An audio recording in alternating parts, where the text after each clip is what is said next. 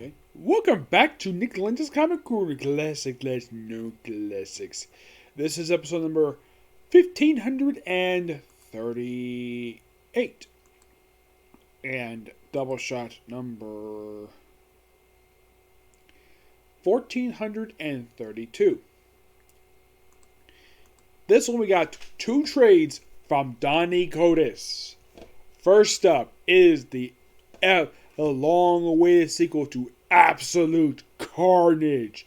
We have King in Black. This trade collects the initial 5-issue miniseries that was the crossover from late last year. But oddly enough, didn't conclude until like the start of this year. Yeah, for some reason, I'm not sure what the heck happened here. Now, Absolute Carnage had no delays with that one. This one did. The finale was delayed by a month. I'm not really sure exactly why the heck this was, but that's basically where it is. Oddly enough, despite the fact Donny Cate has written like a lot of stuff he's written basically leading up to this stuff, like heck, he has Thor in his current look from a current run for Thor. This book you can kind of say is also the end of his run for Venom, which I'll talk about that next. Now, the story of this one is that, they have been preparing for the coming of Cole for like about a year. Well, Eddie Brock had been preparing first, and initially he told the Avengers in his own book. And also, because when he arrived, there also were, get this, apparently some abandoned spaceships in order of Earth. How the heck they get there? Empire, of course. Yep, because this event reeled from the heels of Empire. Yeah, it's a sequel to Absolute Carnage. It did feel of the after effects of Empire. So Tony Stark used this thing to basically attack Cole's forces. The Katara, I believe the name of the species is. Yep. And then we had the first issue ending with the most shocking cliffhanger. We have two shocking things happen in the very first issue. We have Cole going one-on-one with the frickin' Sentry. And then he does, by far, I think this is also one of the two only deaths they actually have in the entire crossover, which, that is something. I mean, look at something like Absolute Carnage, which had two deaths as well. We had a death of Cleus Cassidy, a.k.a. Carnage. We also had the death of Shriek. This one, in the opening issue, we have Cole killing the Sentry by ripping the man in half. I am not going to short because apparently Ryan Stegman decided to show the gory details of this damn thing. Like, the Sentry, one of the most powerful beings in the Marvel Universe, killed one-shot style by freaking Cole. Because, we summon the god, send the Sentry after him, and he gets killed pretty easily. This marks the second time the Sentry has died. Though here's the neat thing, though. It had been 10 years since his last death. Yes, because he got killed off at the end of Siege. Yeah, a little over 10 years after his first death, he dies again. Yeah, after he was brought back, about 3 years later by Rick Remender. And then he appeared sporadically since then. And then they kill him off again. I'm not really sure. So Rick Remender brings him back in 2013. And then after he wraps up what he did with him, nothing was done with him until he popped up in Doctor Strange, of all things. And they have this character, Cole, which, of course, I don't think Donny Cate created this guy. No. Like in the case of Absolute Carnage, he did not create Cole. No, not that I can think of, no.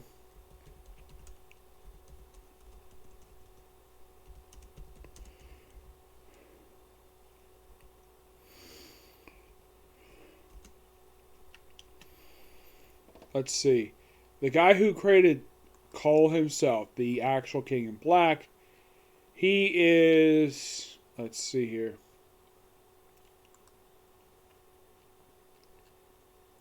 He is, he actually technically is mostly a creation of Donny Cate and Ryan Stegman. He made a cameo appearance back in Thor God of Thunder #6. So you can kind of say that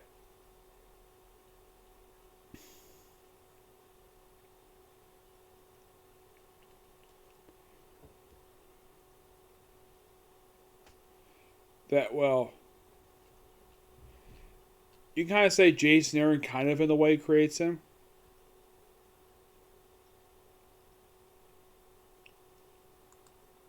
Yeah.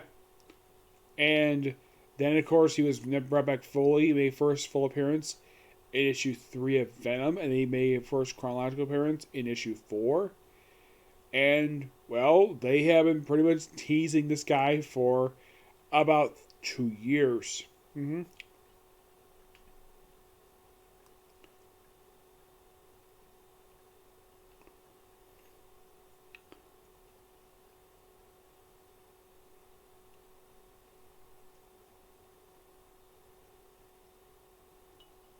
Yeah, and this is a character I think Marvel have been teasing this guy for years. Like from what I can tell, this has been basically been teased. This guy make occasional appearances. Donny is probably the first guy that did anything with Cull. The thing with Cull is his symbiote is that it looks like the Venom symbiote except it's red. Now, who this guy is, he's just an alien. Yes. And Cull, I don't think has got a real name. Actually, that is his name. Yeah. Appearance-wise, you can kind of think of, oh, it looks like, well, the thing with this guy is, you can kind of think of when you see him, he kind of looks like Malekith the Cursed wearing the Venom symbiote. That's what literally this guy looks like. Oh yeah, what's the other shocking thing that happens in the first issue? Besides him killing the Sentry, he also rips the symbiote off of Eddie Brock and drops him off a building. Also, a lot of people get infected with symbiotes in here. Some of the X-Men, some of the Avengers. Here's a shocker for you. Spider-Man does not get a new symbiote in the story. Nope, he doesn't. As for the reason for it, I'm not really sure why. Actually, there kind of is a reason. Well, he's protecting Dylan, Eddie Brock's son. And oddly enough, unlike the main event for Absolute Carnage, where Eddie Brock did play a role in that one, this one he doesn't. And that's a surprise. Who is the primary figure of this one? Who appears almost all the issues? Mostly it's Spider-Man and I think Captain America.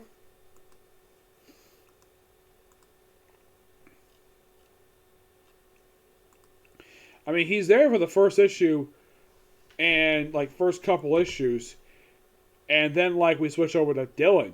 Yeah, and Dylan is pretty much the star of the series for pretty much most of it. Mm-hmm.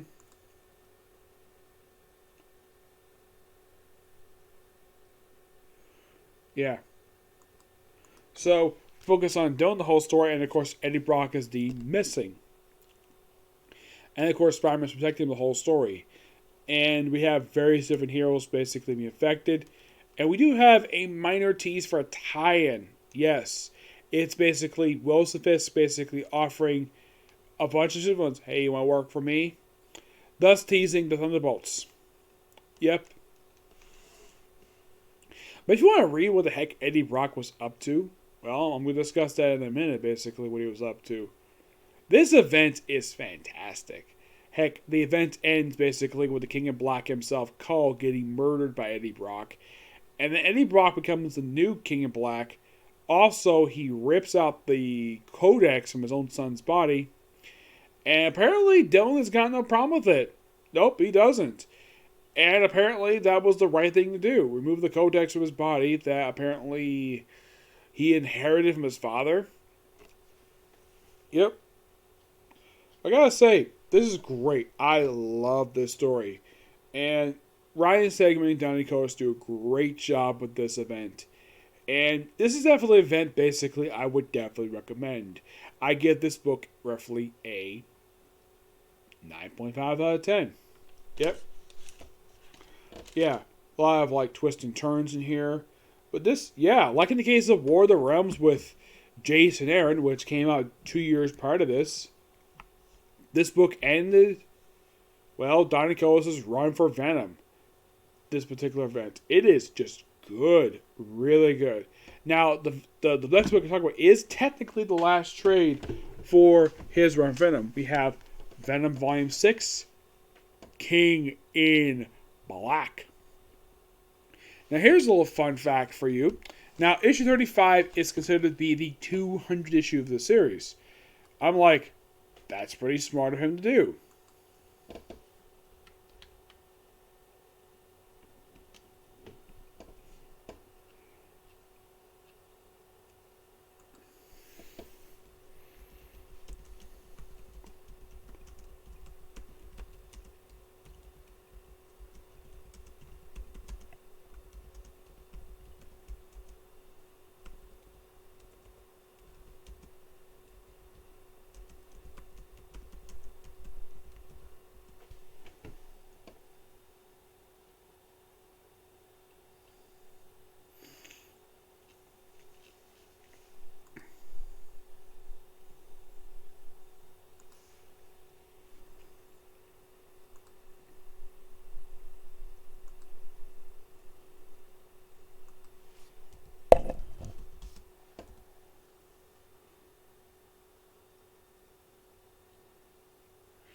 I would probably say that the last known book for Marvel to actually have a 200 issue that I can think of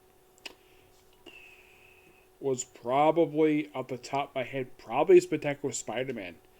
That's the last one I could think of. Because Marvel doesn't do much for big issues like this. At least it's with double size. And this particular, the issues 31, 34, mostly put is what Eddie Brock was up to throughout the whole thing of Venom, where you see him basically where he actually does kind of survive falling off the building. And eventually does get symbiote back, though he loses again and becomes like a dog for Dylan. Now 34 is quite interesting because in that issue we had the revival of Flash Thompson. Yep, Flash Thompson gets resurrected. Thanks to not magic, not cloning, but alien like organic stuff. Yeah, thanks to Flash Thompson becoming a freaking dragon and using a ability that he learned from the Codex to basically resurrect himself. Yep, Flash Thompson get resurrected, and then like the very next issue, because all this stuff related to King in Black, apparently Symbiote's being hunted for some reason. And he, of course, is back being Agent Anti-Venom. Yep. And also, we have Dylan become new host with the Venom symbiote. He, of course, gets called out for using chains. And he's like, oh, yeah. Like, the superheroes I read growing up basically used chains. I wonder if that's a nod to Spawn, who was also one of the guys who created Venom. I would not be surprised if Donny Cates did it as a nod to Spawn. Because Spawn is known for using a chain. I mean, aside from Spawn, the only other superhero I could think of who basically used a chain is the Ghost Rider. So, did he read a lot of Ghost Rider comics growing up? It's possible. But in actuality, the only other character I could think of is maybe the character Hellfire from Secret Warriors. He used a chain. But in the case of using chains, it's not very a common thing in comic books I can think of. And at least 35 was a double-sized issue, which, good job for that. I appreciate that. Now, in the case of basically, well, we have Donny Cates doing the writing here. Well, for issues 31 34, the artwork is done by Evan Castillo. And in the case of 35, it's written by Donny Cates with Philip Kennedy Johnson. You've been thinking, that name sounds familiar. Isn't he one of the guys, isn't he a guy who writes Action Comics? Yes. Actually, technically, he wrote Superman. Now, the guys who do the artwork for issue 35, which is the 200th issue of the series, is Ryan Stegman, Kev Walker, Daniel Daniel S. Ruth, Ron Lem, Bill Beniva, Galerio Salvador, and Mark Bagley. And of course, well, We start with Rex, a character who died at the start of this event. But yeah, that's simply what these issues are. Simply just filling the gaps of the main series. This book is good. Give this book a 9.5 out of 10. Final thoughts on Donny Cate's run for Venom.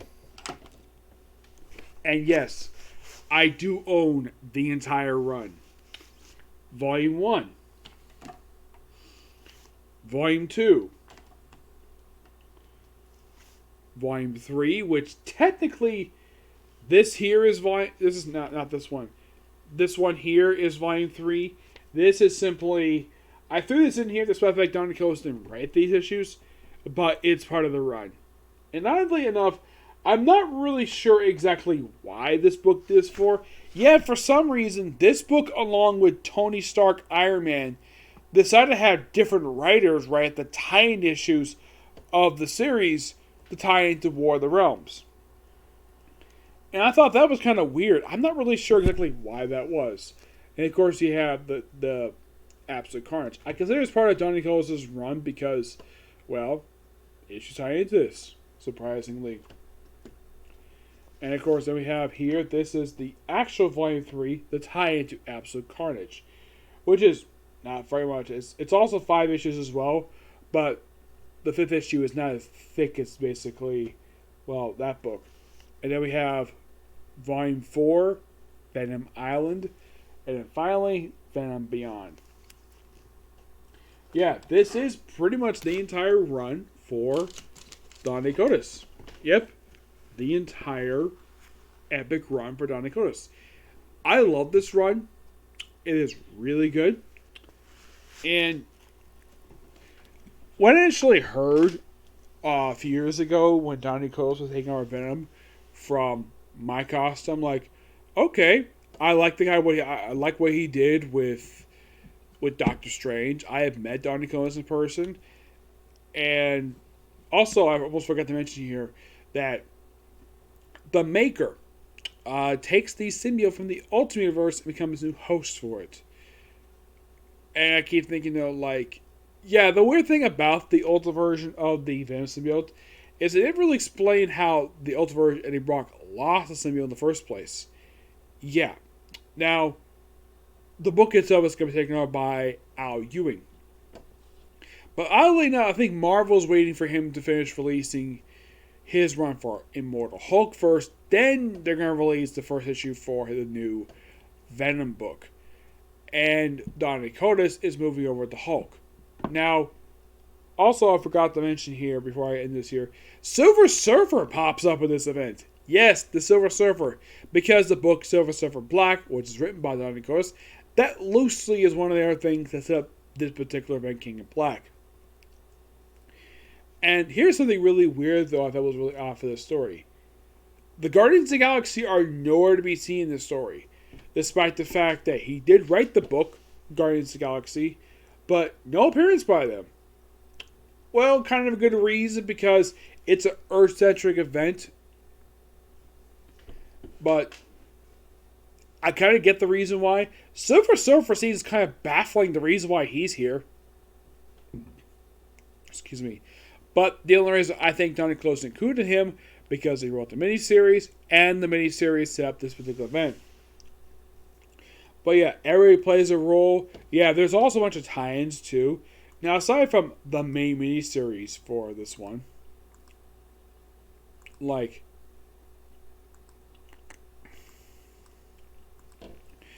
and of course the Venom tie-in, like, I haven't covered all that much for King of Black. Probably because, well, actually it started in December and in April.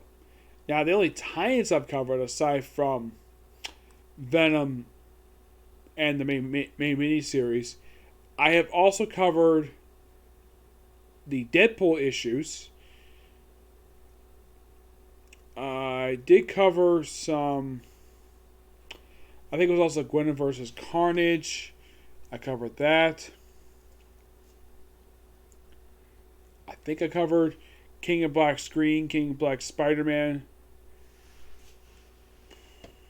I think that's it. Not much when it comes to tie-ins for, well, King in Black. Not much. Yeah, not much. Yeah, unlike Absolute Carnage, where I've covered pretty much everything for that crossover, not the case for King in Black. I'm just barely scratching the surface when it comes to covering this crossover. Yep. But here's the thing, though. Is Ryan Stegman doing anything after this particular book wrapped up? No. Not really. Yeah, as far as I can tell, I don't think Ryan Stegman's on anything currently. At least Donny is doing something. He's doing Thor, and of course, he's doing Hulk. But in the case of right now, anyways,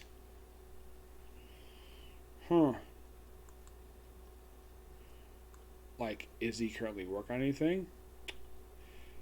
No, because his last book he did for Marvel was Venom 35. That was his most recent book he did for Marvel. And you might ask, what was the very first book he did for Marvel? Marvel Ventures SpiderMan, number 39. Yep, that was the very first book he did. And that was way back in the year of 2008. That was his first time he appeared at Marvel Comics, doing a couple issues of Marvel Ventures Spider-Man, but his first in-universe book was Incredible Hercules 129, which came out in the year of 2009. 11 years ago. And after he did a few issues of Incredible Hercules, he did Rift War, which I have no idea what this miniseries is.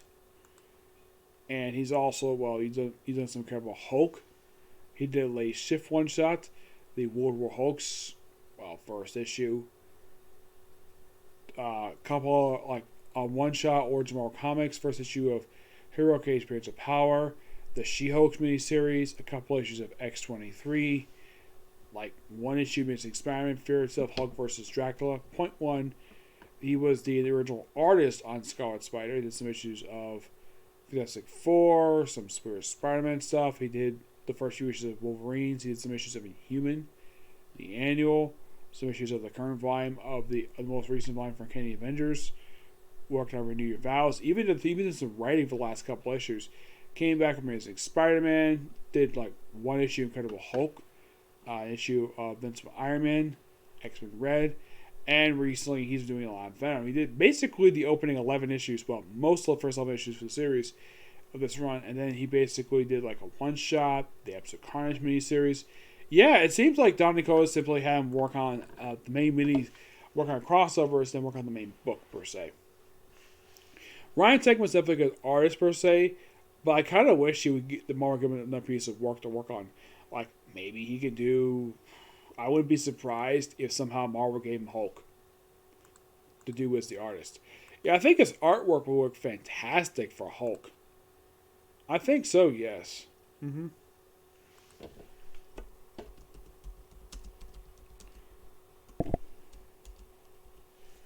Yeah, but the thing is, despite McDonald is writing Hulk, the artwork is over by Ryan Adley. Yep, he's pretty much taking over the artwork for this one.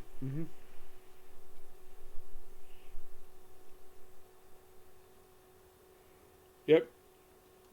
I'm definitely looking forward to when the book comes out. Which comes out in a couple months. Yep. But not much else to say here. So yeah, that's it, particular review. Stay tuned for my review for D. Gray Man, which will be next. Okay, next video.